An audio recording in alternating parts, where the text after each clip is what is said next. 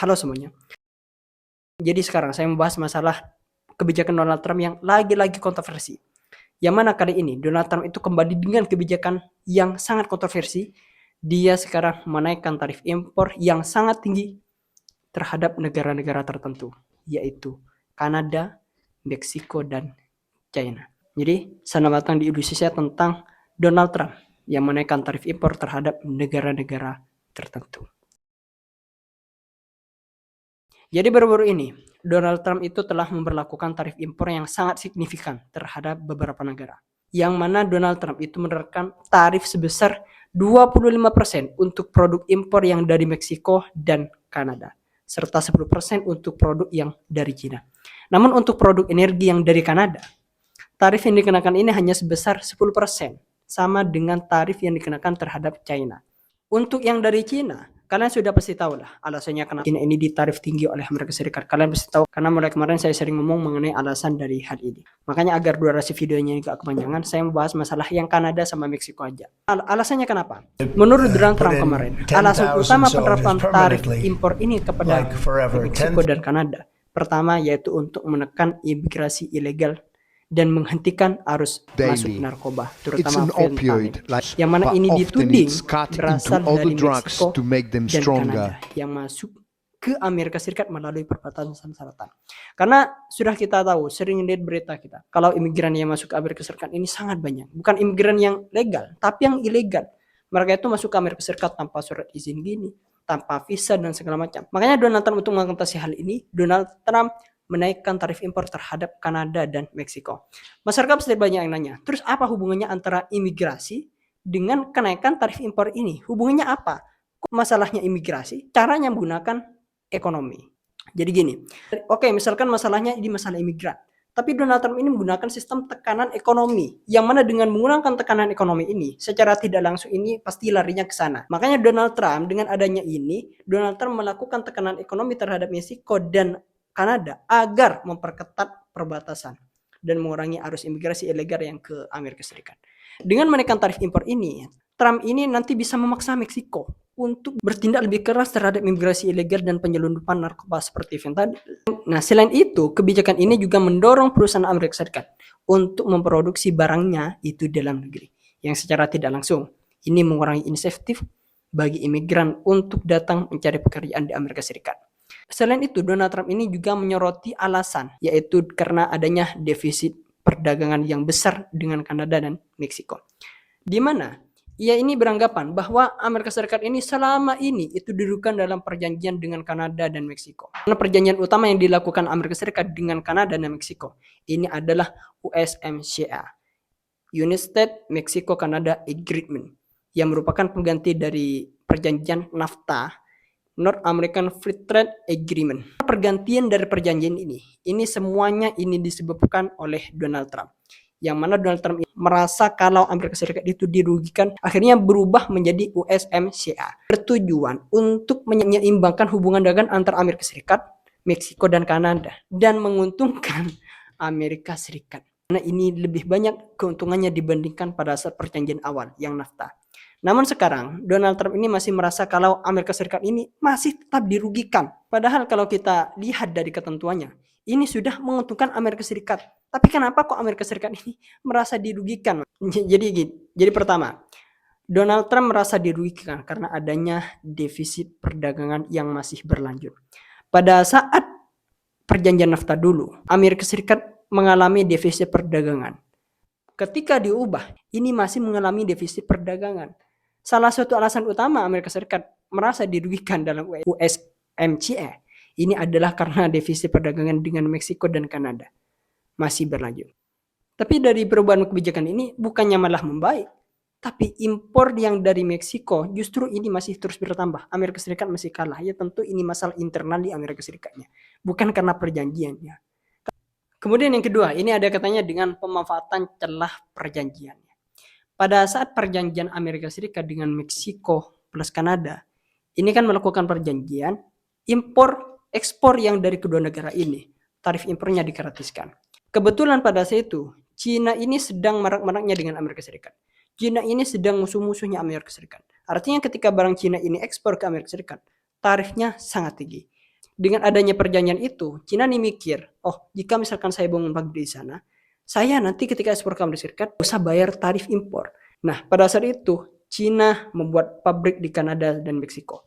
Ya enak, mereka ketika ekspor ke Amerika Serikat, mereka free trade, mereka gratis pajak impornya. Makanya ketika Amerika Serikat itu meneliti lebih dalam, ternyata barang yang diekspor dari Kanada dan Meksiko ini kebanyakan itu dari China dan Korea Selatan. Yang mana ini itu tidak sesuai dengan tujuan utama dari perjanjian itu.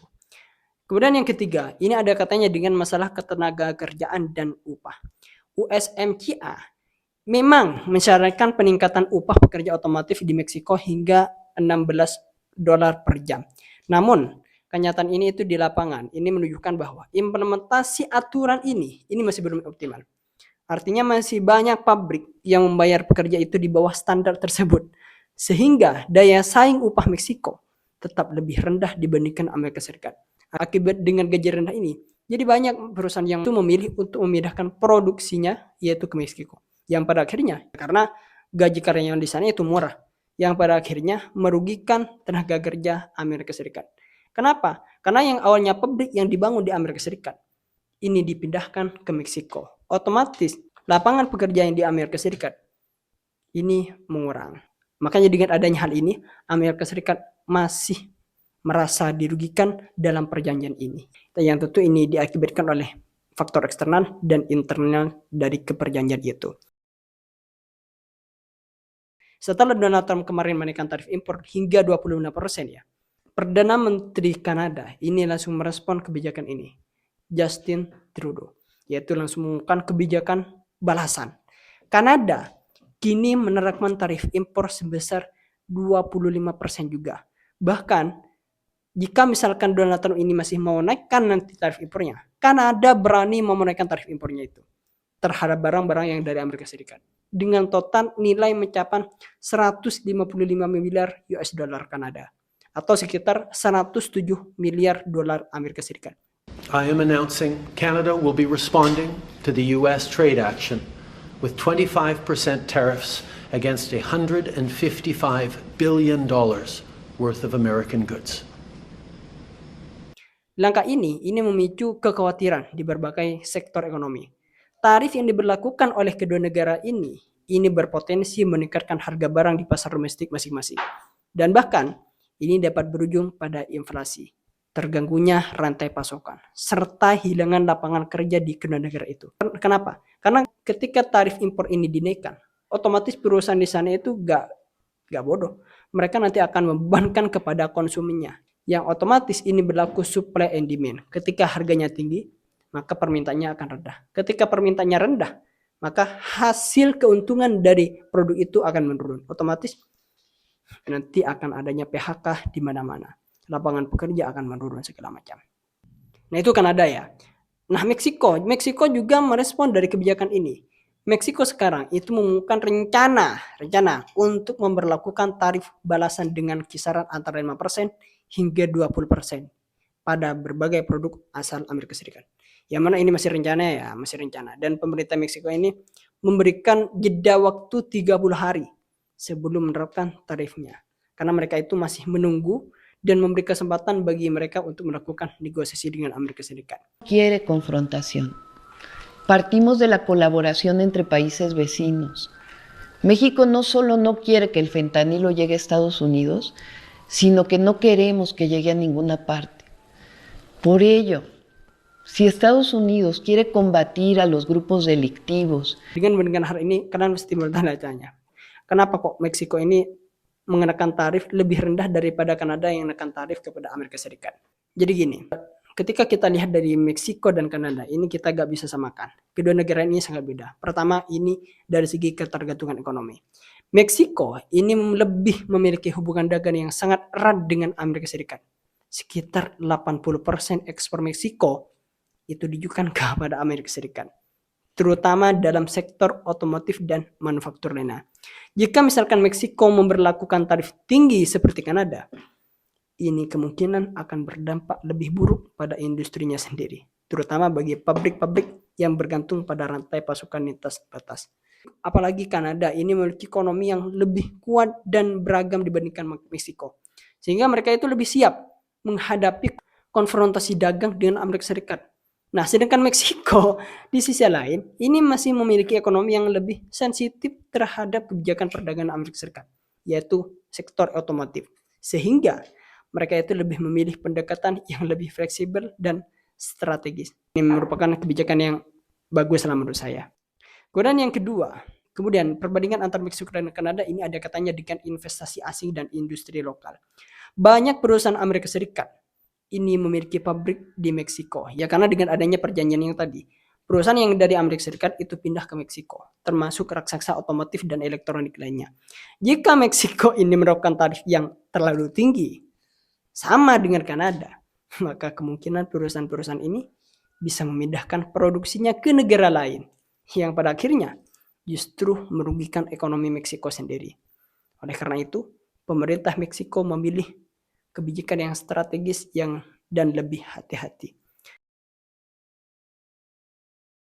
Jadi dari ini semuanya, ini merupakan bagian dari jargon Donald Trump, yaitu jargon American First. Yang Amerika ini akan terus melakukan kebijakan yang kontroversi agar bisa mendapatkan keuntungan yang sebanyak-banyaknya tanpa mementingkan negara-negara yang lain. Kita lihat aja dari perjanjian ini. Yang mana perjanjian MSCA yang mana secara ketentuan ini sudah menguntungkan pada Amerika Serikat. Namun karena Amerika ini masih haus untuk mendapatkan keuntungan yang lebih daripada yang lain. Ini membuat mereka itu melakukan kebijakan yang menguntungkan kepada diri sendiri. Bagaimana menurut kalian? Apakah kebijakan ini sudah keterlaluan? Atau kebijakan ini masih standar lah dengan sekelas Amerika Serikat? Dan bagaimana nasib hubungan dagang Amerika Serikat dengan negara-negara lain? Beri pendapat kalian di kolom komentar. See you next video. Eksklusif.